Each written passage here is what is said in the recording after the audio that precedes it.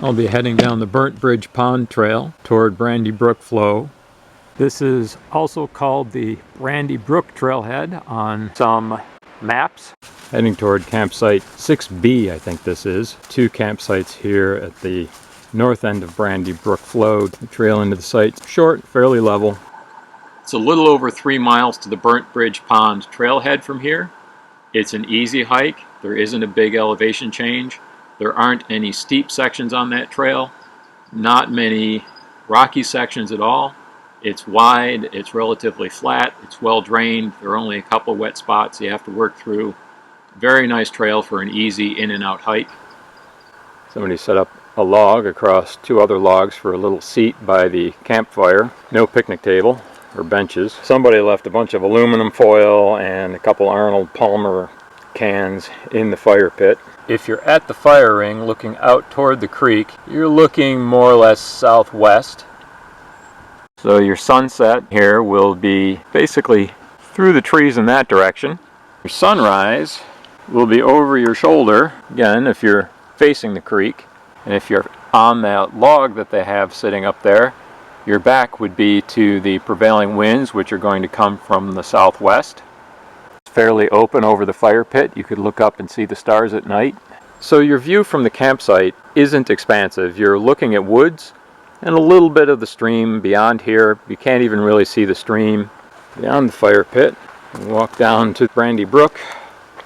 You see it's flat water here. It's fairly shallow. You wouldn't be swimming off this campsite. Right now it's early April and it's maybe a little over knee deep. Because you're on a protected stretch of stream and you're not on a riffle or a rapids, you don't get any sound of water at this site.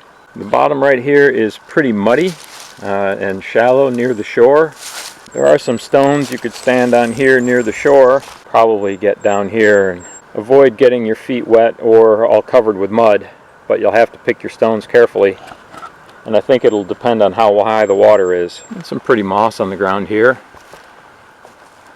The ground is fairly uneven. A lot of hummocks, a lot of roots. You're fairly surrounded by evergreens here, so you're protected from the wind.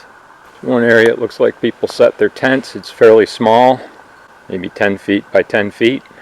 Just beyond that's another spot. It's similar, but it looks like the flat area where you'd put your tent is also a low area where you'd have water gathering underneath you. There are a couple possibilities for hammocks. Oh, there's my old Kelty Red Cloud. It's a heavy pack. It's over 5 pounds. This version isn't made anymore. I've had it for, I don't know, maybe more than 20 years. It's definitely been a durable pack. It's got many, many, many miles on it. A lot of use on that pack. Now, back to our regularly scheduled program. There's no privy directly around this site. You have to go back out to the main trail and then turn south or to the right as you're facing the trail and follow it toward the next campsite down. It's right off the main trail. You can't miss it. This is bear country, so you should properly store your food. Either use a bear canister and store it away from your campsite, or hang your food. If you hang your food, you're going to have to hunt, find a place to toss your food. I'm a good distance away from the campsite now. And got a lot of young evergreens, not many stout horizontal branches. Matter of fact, no stout horizontal branches where you could toss a line and hang your food.